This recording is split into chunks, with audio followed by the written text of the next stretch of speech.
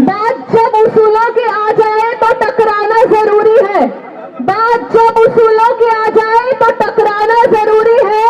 अगर जिंदा हो तो जिंदा नजर आना जरूरी है।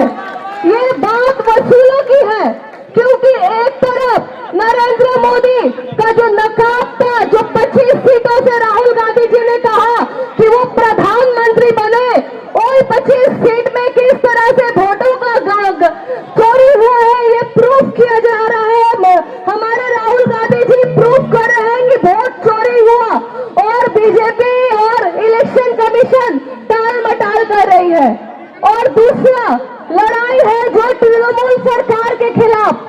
মমতা ব্যানার্জি, মমতা দিদি মাইকে দাঁড়িয়ে নাটক করেন, বলছেন আমি বাংলা ভাষীদের জন্য লড়াই করছি, আমাদের বাংলা ভাষীদের উপর বিজেপি শাসিত সরকারে অত্যাচার হচ্ছে কেন?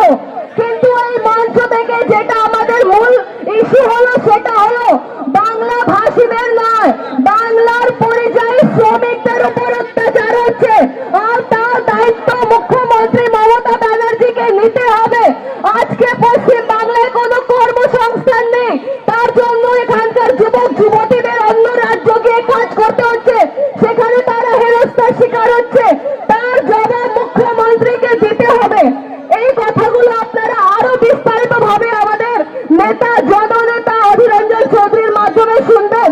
একটাই কথা বলা ছিল, एक तरफ शेर बब्बर राहुल गांधी जो पूरे हिंदुस्तान के आवाम के जनता के हक के लिए लड़ाई कर रहा है, और दूसरी तरफ हमारे दादा अधीर रंजन चौधरी जी जो हक की लड़ाई लड़ रहे हैं, जो इंसाफ के लिए लड़ाई कर रहे हैं, जो यहाँ की बंगाल की परिजाई श्रमिक की अत्याचार की आवाज उठा रहे हैं।